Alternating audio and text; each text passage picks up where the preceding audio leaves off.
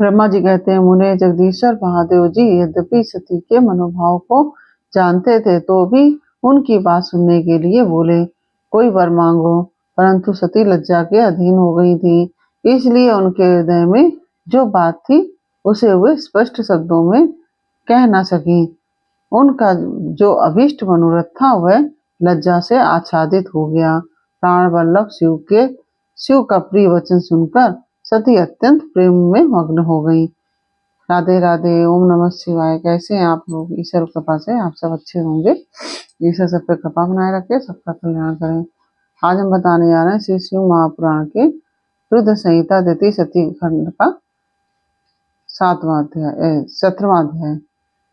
सती को शिव से वर की प्राप्ति तथा भगवान शिव का ब्रह्मा जी को दक्ष के पास भेजकर सती का वर्णन करना।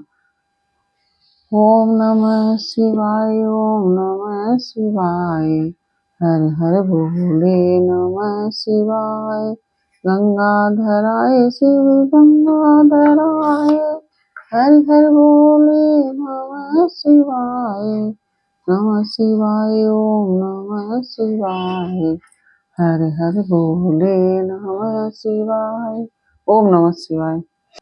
ब्रह्मा जी कहते हैं, मुने उधर सती ने अश्विन मास के शुक्ल पक्ष की अष्टमी तिथि को उपवास करके भक्ति भाव से सर्वेश्वर शिव का पूजन किया। इस प्रकार नंदा व्रत पूर्ण होने पर नवमी तिथि को दिन में ध्यान मग्न हुई सती को भगवान शिव ने प्रत्यक्ष दर्शन दिया। उनका शिव विग्रह सर्वांग सुंदर एवं गौरवर्ण का था। उनके 5 मुख थे और प्रत्येक मुख में 3-3 नेत्र थे।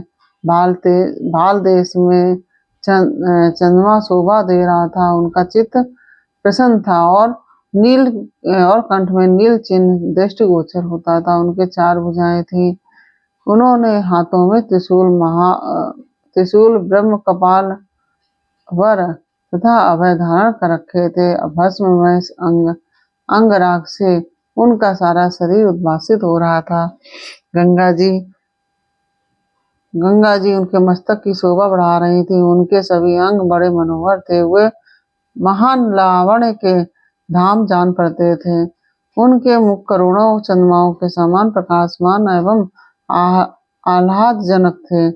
उनकी अंग कांति करोड़ों कामदेवों को तिरस्कृत कर रही थी तथा उनकी आकृति स्त्रियों के लिए सर्वथा ही प्रिय थी।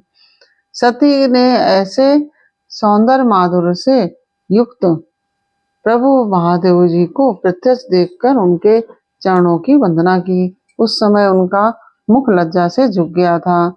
तपस्या के पुंज का फल प्रदान करने वाली महादेव जी उन्हीं के लिए कठोर व्रत धारण करने वाली सती को पत्नी बनाने के लिए प्राप्त करने की इच्छा रखते हुए भी उनसे इस प्रकार बोले।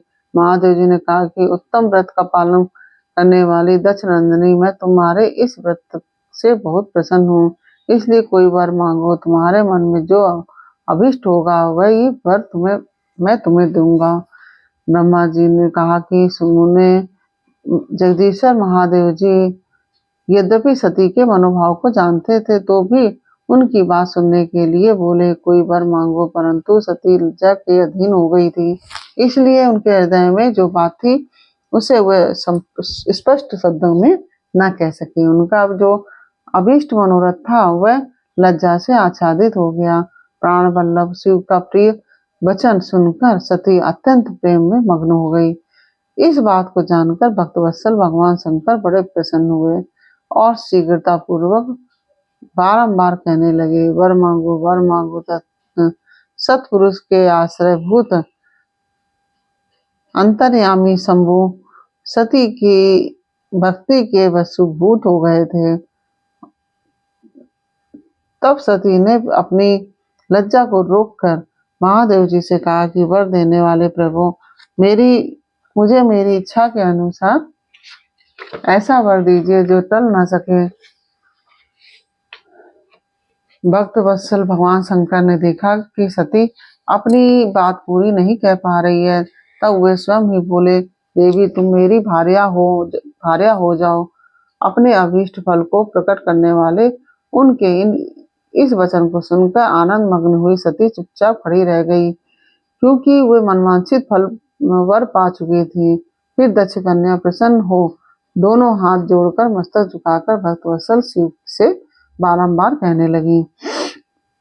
सती बोली, देवादिदेव महादेव प्रभो जगतपते, आप मेरे पिता को कहकर वैवाहिक विधि से मेरा पारिग्रहण करें। ब्रह्मा जी ने कहा कि नारद, सती की यह बात सुनकर भक्तवत्सल महेश्वर ने प्रेम से उनकी ओर देखकर कहा, प्रिय ऐसा ही होगा। तब दक्ष कन्या सती भी भगवान शिव को प्रणाम करके भक्तिपूर्वक विदा मांगकर जाने की आज्ञा प्राप्त करके मोह और आनंद से युक्त हो माता के पास लौट गई। इधर भगवान शिव भी हिमालय पर अपने आश्रम में प्रवेश करके दक्ष कन्या सती के वियोग से कुछ कष्ट का अनुभव करते हुए उन्हीं का चिंतन करने लगे। देवर से फिर मन को एकाग्र करके लौकिक गति का आश्रय ले भगवान शंकर ने मन ही मन मेरा स्मरण किया। त्रिशूलधारी महेश्वर के स्मरण करने पर उनकी सिद्धि से प्रेरित हो मैं तुरंत ही उनके सामने जा खड़ा हुआ। तात हिमालय के शिखर पर जहाँ सती के वियोग का अनुभव करने वाले महादेव जी विद्यमान थे, वहीं मैं सरस्वती के साथ उपस्थित हो गया। देवर से सरस्वती सहित मुझे आया देख सती के प्रेम पास में बंधे हुए शिव उत्सुकता पूर्वक बोले। शंभु ने कहा कि ब्राह्मण, मैं जब से विवाह के कार्य में स्वार्थ बुद्धि कर बैठा हूँ, तब से अब मुझे इस स्वार्थ में ही स्वत्व सा प्रतीत होता है। दक्ष कन्या सती ने बड़ी भक्ति से मेरी आराधना की है। उसके नंदा व्रत के प्रभाव से मैंने उसे अभिष्ट वर देने की घोषणा की। ब्राह्मण, तब उसने मुझसे यह वर मांगा कि आप मेरे पति हो जाइए। यह सुनकर सर्वथा संतुष्ट हो मैंने भी कह दिया कि तुम मेरी पत्नी हो जाओ। तब दाक्षायणी सती मुझसे बोली, जगतपते, आप मेरे पिता को सूचित करके वैवाहिक विधि से मुझे ग्रहण करें। ब्राह्मण, उसकी भक्ति से संतोष होने के कारण मैंने उसका वह अनुरोध भी स्वीकार कर लिया। विधाता, तब सती अपनी माता के घर चली गई और मैं यहाँ चला आया। इसलिए अब तुम मेरी आज्ञा से दक्ष के घर जाओ और ऐसा यत्न करो कि जिससे कि प्रजापति दक्ष शीघ्र ही मुझे अपनी कन्या का दान कर दें। उनके इस प्रकार आज्ञा देने पर मैं कृत और प्रसन्न हो गया और उन भक्तवत्सल विश्वनाथ से इस प्रकार बोला। मुझ ब्रह्मा ने कहा कि भगवान शंभो, आपने जो कुछ कहा है उस पर भली भांति विचार करके हम लोगों ने पहले ही उसे सुनिश्चित कर दिया है। वृषभ ध्वज, इसमें मुख्यतः देवताओं का और मेरा भी स्वार्थ है। दक्ष स्वयं भी आपको अपनी पुत्री प्रदान करेंगे, किंतु आपकी आज्ञा से मैं भी उनके सामने आपका संदेश कह दूंगा। सर्वेश्वर महाप्रभु महादेव जी से ऐसा कहकर मैं अत्यंत वेगशाली रथ के द्वारा दक्ष के घर पहुंचा। नारद जी ने पूछा, वक्ताओं में श्रेष्ठ महाभाग विधाता बताइए, जब सती घर पर लौट कर आई तब दक्ष ने उनके लिए क्या कहा?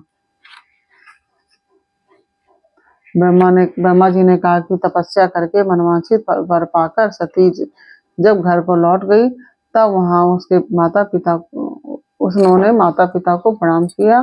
सती ने अपनी सखी के द्वारा माता पिता को तपस्या संबंधी सब समाचार कहलवाया। सखी ने यह भी सूचित किया कि सती को महेश्वर से वर की प्राप्ति हुई है।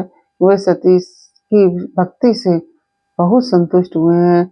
सखी के मुंह से सारा वृत्तांत सुनकर माता पिता को बड़ा आनंद प्राप्त हुआ और उन्होंने महान उत्सव किया। उदारचेता दक्ष और महामनस्विनी वीरणी ने ब्राह्मणों को उनकी इच्छा के अनुसार द्रव्य दिया तथा अन्य और दीनों को भी धन बांटा। प्रसन्नता बढ़ाने वाली अपनी पुत्री को हृदय से लगाकर माता वीरणी ने उसका मस्तक सूंघा और आनंद मग्न होकर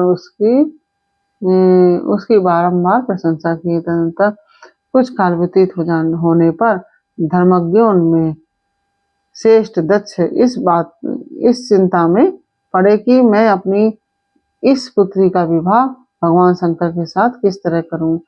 महादेव जी प्रसन्न होकर आए थे, तब वे तो चले गए, अब मेरी पुत्री के लिए वे फिर कहाँ से आएंगे, फिर वह कैसे आएंगे।